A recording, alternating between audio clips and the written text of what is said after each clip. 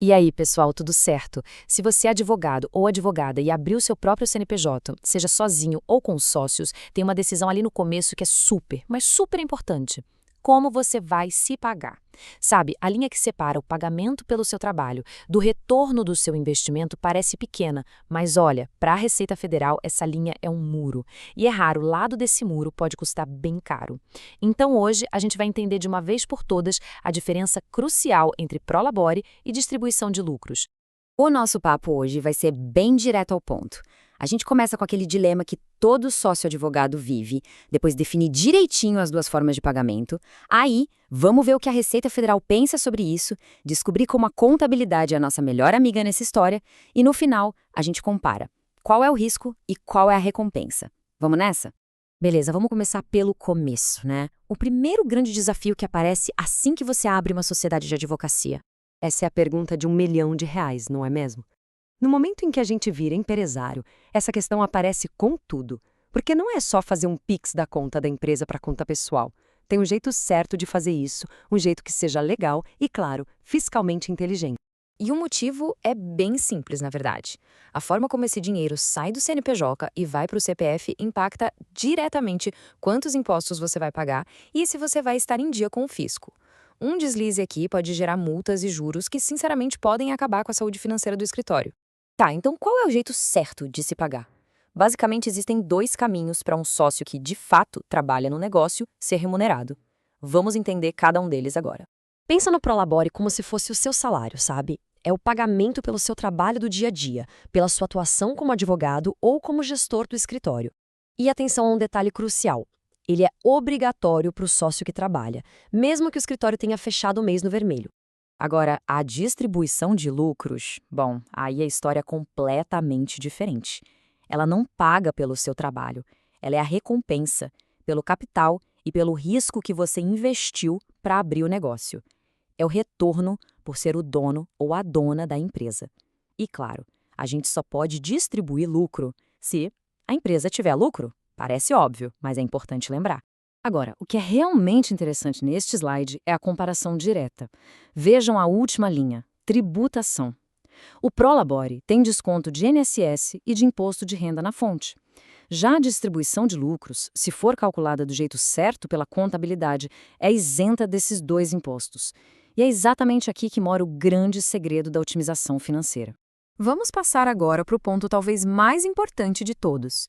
O que a Receita Federal do Brasil pensa sobre tudo isso? Porque no final do dia, a opinião dela é a que realmente importa, né?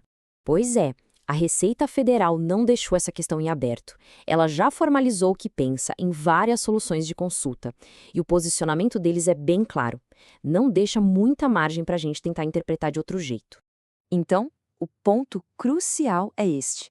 A citação é direta da Solução de Consulta 79 de 2021. Em bom português, para um sócio que trabalha na própria empresa, como acontece na sociedade unipessoal de advocacia, é proibido se pagar só com distribuição de lucros, que é a parte isenta de imposto. E essa regra não saiu do nada, viu? Ela tem base na lei. A lei da Seguridade Social é clara. O sócio que trabalha na própria empresa é um contribuinte individual obrigatório do INSS. E a remuneração que ativa essa contribuição se chama, por definição, prolabore. Certo.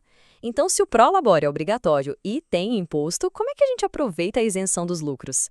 A resposta e o que protege o nosso negócio cabe em uma só palavra: contabilidade. Esse, pessoal, é o maior risco de todos. Se não existir uma contabilidade formal que separa direitinho o que é pagamento pelo trabalho e o que é retorno do capital, o fisco pode simplesmente olhar para todo o dinheiro que foi para o sócio e dizer: para mim, isso tudo é salário disfarçado. E aí, cobrar todos os impostos retroativamente. Imagina o tamanho do problema. Mas calma, tem um caminho seguro. É como uma receita de bolo com 4 passos. Primeiro, defina um prolabore. Segundo, mantenha a contabilidade impecável. Terceiro, calcule o lucro real. E só então, quarto, distribua o que sobrar. É a contabilidade que vai provar para a Receita de onde veio cada centavo que você recebeu. Essa é outra pergunta que todo mundo faz. Ok, entendi que preciso ter um prolabore, mas qual valor eu coloco? Olha, a lei não define um valor exato. Mas, para jogar seguro, o ideal é usar um parâmetro razoável. O salário mínimo é uma base muito comum. Outras opções seguras são o piso da OAB na sua região ou até mesmo o maior salário que o escritório paga por um funcionário. O importante é que seja um valor que se justifique como pagamento pelo seu trabalho. Vamos agora colocar os dois cenários na balança. O que acontece quando se ignora toda essa estrutura e o que se ganha quando se segue tudo à risca. O cenário de risco é um pesadelo financeiro. Imagina só ter que pagar anos de INSS e imposto de renda sobre tudo que você retirou do escritório e ainda com multa e juros. É um passivo fiscal que pode, de verdade, quebrar o negócio. E aqui está a recompensa, que é brilhante. Ao definir um prolabore e manter a contabilidade em ordem, a maior parte do que você retira pode vir como lucro, limpinho, isento de INSS e imposto de renda. É a forma mais inteligente de se remunerar, que traz economia e, o que é tão importante quanto, a paz de poder dormir tranquilo à noite. E para fechar esse ponto, escuta só essa citação de uma decisão do CARF, que é o Conselho que julga os recursos fiscais. Eles usam o termo patente simulação. É um jeito formal de dizer que pagar o sócio que trabalha só com lucros é uma gambiarra óbvia para fugir de imposto. E o fisco sabe muito bem disso. E a gente encerra com essa reflexão. Gerenciar uma sociedade de advocacia vai muito além de só advogar. É também sobre administrar um negócio de forma inteligente. E a maneira como a remuneração é feita está no coração de tudo isso. Impacta a legalidade e a lucratividade. Então vale a pena parar e pensar.